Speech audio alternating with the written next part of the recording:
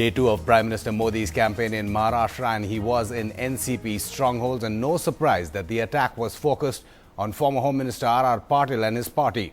The Shiv Sena was mentioned, but only out of respect, the Prime Minister said, for Bal Thackeray.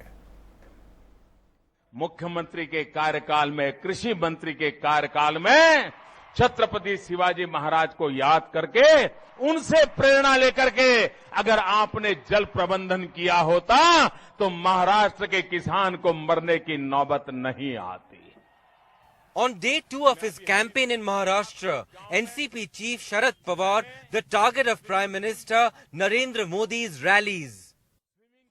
A necessity for the BJP as he toured the NCP bastion of Western Maharashtra. चुनाव के बाद जानते हैं वो कि उनको बहुमत नहीं आएगा, तो शायद ऐसी कोई परिस्थिति बने जिससे वो शिवसेना के साथ मिलकर सरकार बनाए. इसलिए शिवसेना से वो नाराजगी मोल लेना नहीं चाहते. But on the ground, the NCP is struggling for over a year. In State Home Minister R.R. Patil's constituency, Tasgaon in Sangli district, BJP candidate Ajit Ghorpade accuses him of being ineffective. He is giving the promises very often, but haven't completed single promise. His boss Supriya Sule, however, defended him, tweeting Patil would win in spite of Modi campaigning against him. The sugar belt of Western Maharashtra is often known as the heart of the NCP, a region which Sharad Pawar nurtured with care decade after decade. But what they really fear now, especially after the drubbing of the Lok Sabha elections, where they could only win 4 seats, is that another poor performance could make them absolutely irrelevant as a political entity. With camera person Rajendra Dayalkar in Sangli, Tejas Mehta for NDTV. Joining us now from Mumbai, Majid Memon, Rajya Sabha MP with the NCP, as well as Sambit Patra from the capital, the spokesperson of the BJP. We'll also be joined by the Shiv Sena spokesperson, Shweta Parolekar, and Congress leader Milind Deora. Tejas Mehta, of course, is standing by.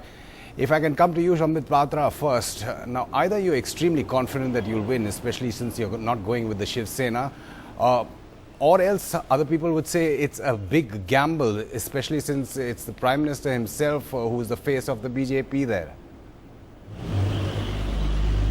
No, I would not say it's a gamble. We had maintained right from the very beginning that we never wanted to sever our ties with Shiv Sena. We had always valued them as an ally. And if you would remember the last press conference of Mr. Rajiv Pratap Rudy, who was looking after the talks between the Shiv Sena and Bharatiya Janata Party, he had categorically stated that with heavy hearts we are parting, though we never wished to part. And in fact, the parting was only because of the fact that the sheet sharing deal could not get finalized, and we had time constraints since the nomination date was sitting on our head. We are fighting with a singular ambition in Maharashtra, that is Congress Mukt Maharashtra, NCP Mukt Maharashtra, because we feel that the kind of nationalist thought that Bharatiya Janata Party has. Why many people would say it is a gamble is because if you are not successful, then like you've done in the past with Rahul Gandhi, whether he's been campaigning in Uttar Pradesh or Bihar, then Prime Minister Modi, considering he's the face of the BJP campaign there, could face some flack?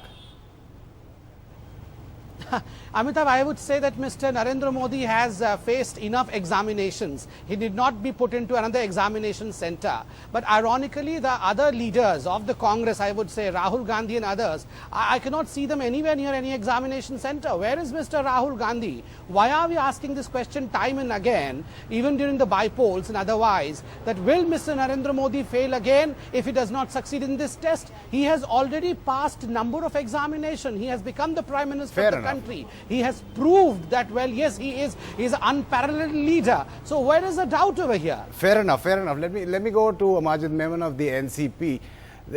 Apart from the fact that 15 years in Maharashtra, 10 years in the centre that the UPA was in power, you are facing anti-incumbency and you're also not fighting with the Congress. How confident are you, Mr. Memon?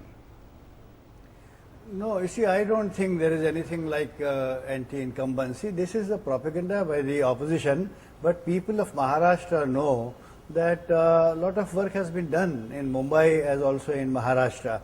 But you see, one very interesting thing, Amitabh, I would want to ask my friend from Bharatiya Janata Party, that there is a kind of a dichotomy and a contradiction which is very difficult to be understood.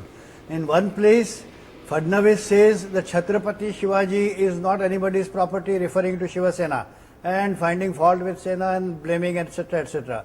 On the other hand, the Prime Minister, who leaves the entire national work and then camps in Maharashtra, wants to address dozens of meetings in different, hopping from one place to another. These are all indications that probably BJP is nervous, more particularly after the by-poll results, and they found that how the people of Uttar Pradesh and Rajasthan have rejected them in assembly elections. Right. And here also, assembly poll considerations are different. Right, you made a point there. That is I'm one also part, joined but by then Milind secondly- Deora, Congress leader from Mumbai. Mr. Deora, the question that was being put was that if the BJP isn't successful in Maharashtra, then the Prime Minister's Modi wave could be questioned. But then the counter question is, where are your top leaders? Where is Rahul Gandhi in Maharashtra?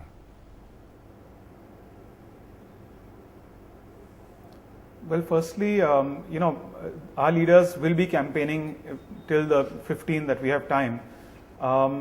Secondly, let me just say this, that this is a regional election. This is a fundamentally different election from the one that was fought a few months ago, where we were electing the Prime Minister. Here we're really electing which party can lead this state and which leader and which party can form a government and become a Chief Minister of this state. One point about this wave, because I've heard a lot about the wave in the Lok Sabha. There was a strong wave, I don't deny that, in favor of Mr. Modi. This wave business, what it's actually done is it's thrown up such a poor quality of legislators. And the biggest problem, I think, in an election like Maharashtra or even in Haryana is, especially a regional election where you're electing MLAs, it's very critical to get down to a local level and see which candidate, in some ways even regardless of party, can best represent people's interest with regards to law and order, housing, sanitation and the local issues. Sure. And I really believe that we in the last 15 years, but particularly in the last 5 years, have done our level best to ensure that there's good governance in the state. Yes, there were compulsions with a coalition partner. There were other issues, I don't deny that. But today, if we talk of Mumbai alone, which other city in our country has as much access to public housing, has as much access to public transportation? Sure. Which other city in India, for instance, has a monorail, a metro, a Bandra Trans Harbour Sea Link? Right. I mean, imagine if Gujarat, a city in Gujarat or in like Ahmedabad, for instance, had all of these pieces of infrastructure. But you would They expect be that from tom-tomming Mumbai. It is the financial capital. Let me get the Shiv Sena in here, Mr. Deora. Shweta Parolekar joining us. Ms. Parolekar, the Prime Minister not mentioning the Shiv Sena today, just saying that out of respect of Bal Thackeray, he wasn't campaigning against them. That's what we presume. But in effect, it is at least a four-way contest with both alliances breaking, Ms. Parolekar. I think it was what was actually expected, because that talks about his political wisdom, and that sets him apart from all the other BJP leaders which you were mentioning some time ago, and that's why I think he's holding the post what he is holding today, and he is leading the BJP to where it has been. The second thing which I feel is that Shiv Sena is very confident of winning these elections very well, and on behalf of Shiv Sena, we definitely admire. But your Narendra own Modi leaders, ji. including Aditya Thackeray, have even told NDTV that they feel they have been backstabbed, Ms. Parolekar. Yes, because I think now Shiv Sena has gone beyond this. There were so many discussions which we have witnessed on channels which have been discussing all these issues over and over. It was just a matter of seat sharing, and Shiv Sena was very, very clear on that of having the number which it was saying right from the beginning. And till the last moment, BJP did not give clarity on what exactly they were looking at.